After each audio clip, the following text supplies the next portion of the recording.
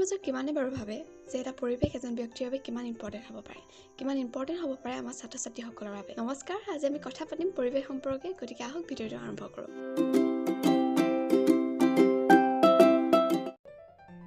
আজি আলোচনা কৰিবলগীয়া যিটো পৰিৱেশ, সেই পৰিৱেশটো আমি কোনো ধৰণৰ ফিজিকেল বা আমাৰ ঘৰৰ বাহিৰৰ যিটো আমাৰ পৰিৱেশ, সেই সম্পৰ্কে আমি কথা নাপাতোঁ।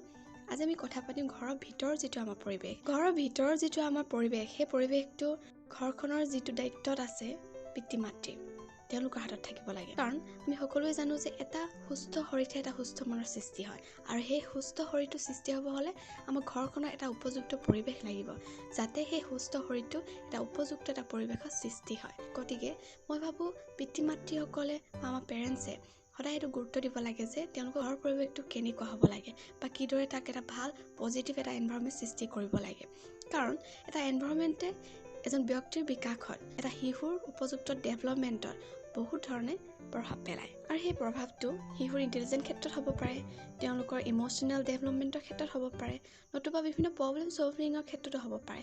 লগতে এখন সমাজত বা তেওঁলোকৰ ফ্ৰেণ্ডছৰ লগত কিদৰে তেওঁলোকে সমাযোজন কৰিব বা কেনেদৰে তেওঁলোকে এডজাষ্ট কৰিব, গতিকে সেই সকলোবোৰত এটা পৰিৱেশে উপযুক্ত প্ৰভাৱ পেলায়। গতিকে সেই এনভাইৰনমেণ্টটো বা আমাৰ ঘৰখনৰ যিটো পৰিৱেশ, সেই পৰিৱেশটো খুব পজিটিভ কৰি ৰখা খুবেই ইম্পৰ্টেণ্ট হয়। পজিটিভ এনভাইৰনমেণ্ট হৈছে এনেকুৱা এটা এনভাইৰনমেণ্ট হয়, যিটো এনভাইৰনমেণ্টত কোনো ধৰণৰ নেগেটিভ আমাৰ চিন্তাধাৰা বা মনোভাৱ নাথাকিব।